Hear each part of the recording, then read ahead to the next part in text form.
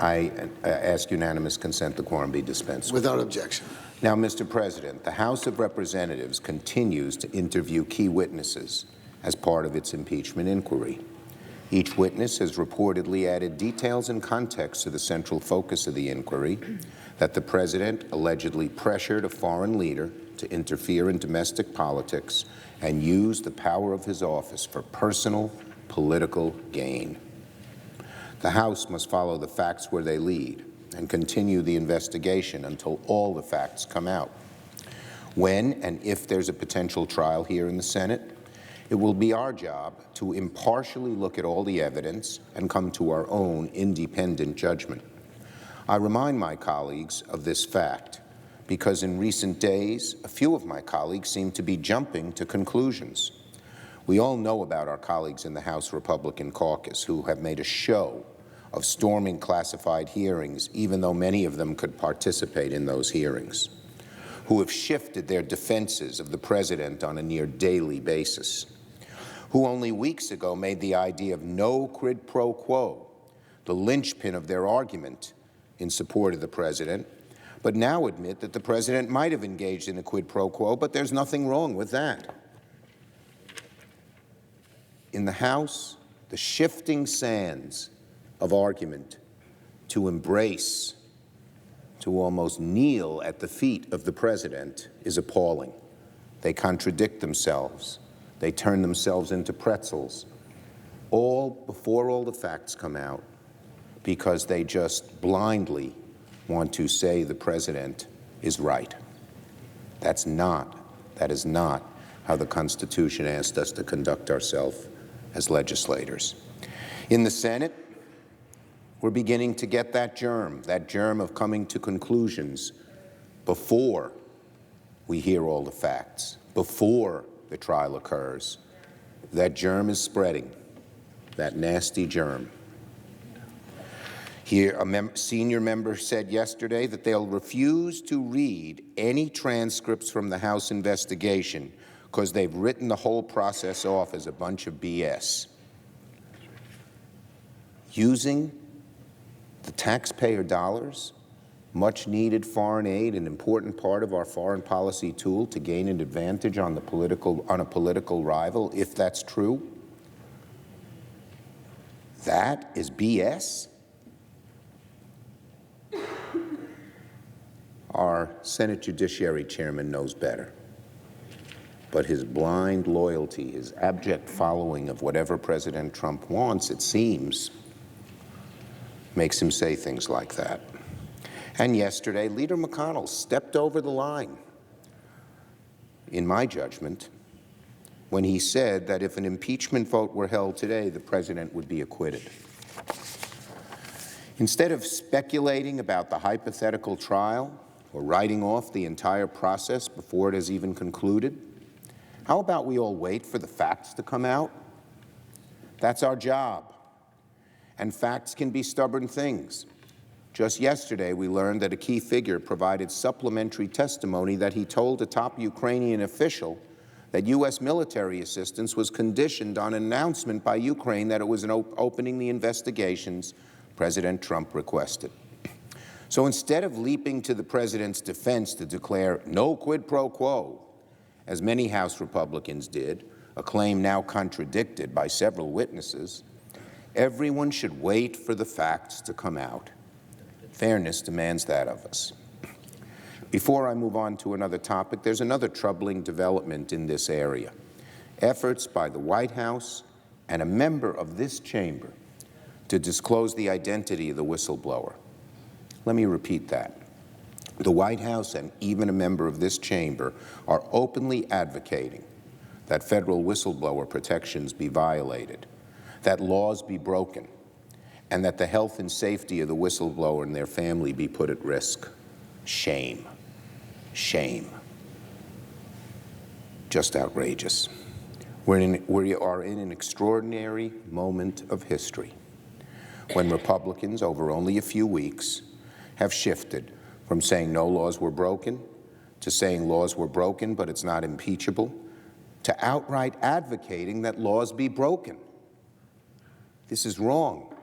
This is against democracy. This is against the grain of this country that we've been so proud of for 200 some odd years.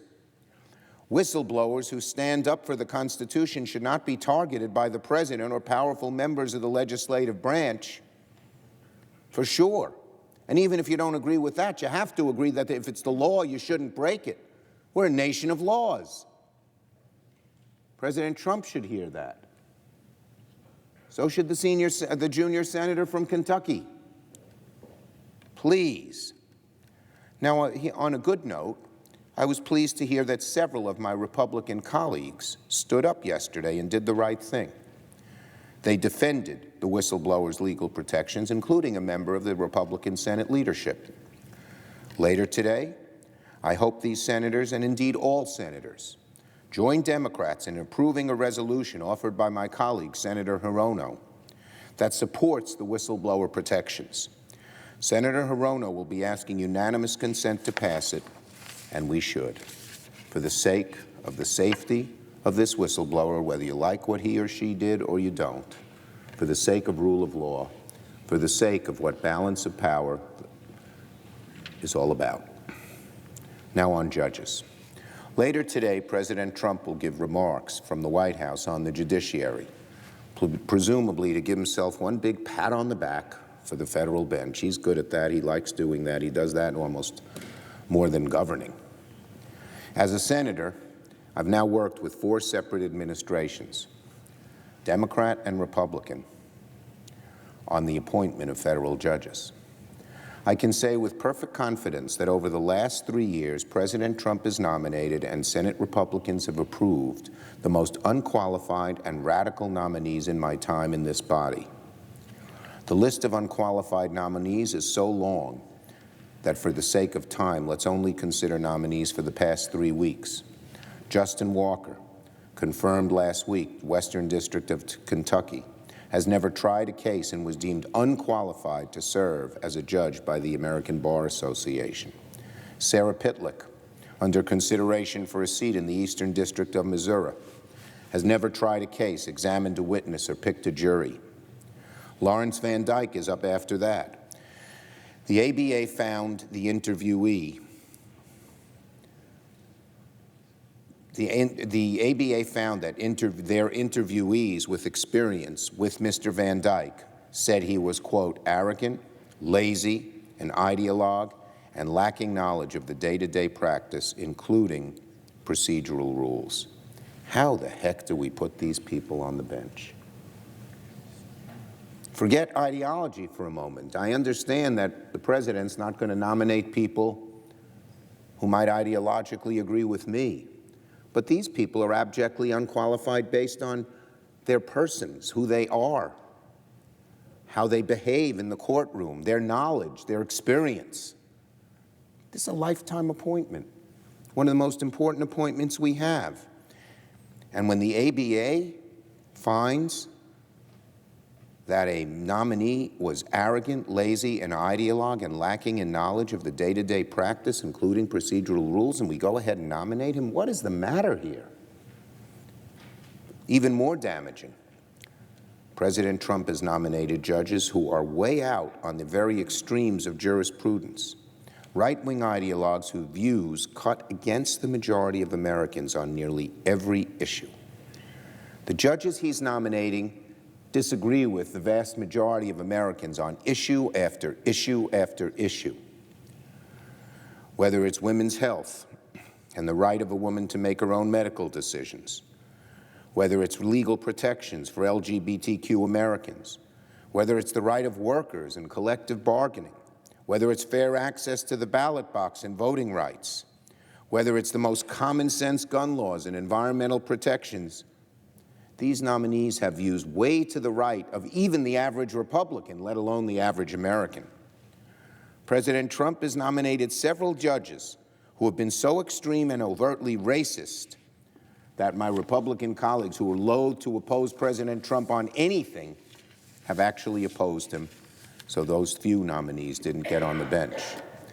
This, Mr. President, the nomination of these hard right people, way over, hurting the average American, siding with big special interests over working Americans, over and over and over again, finding every excuse to side with the rich and the powerful over the working class people.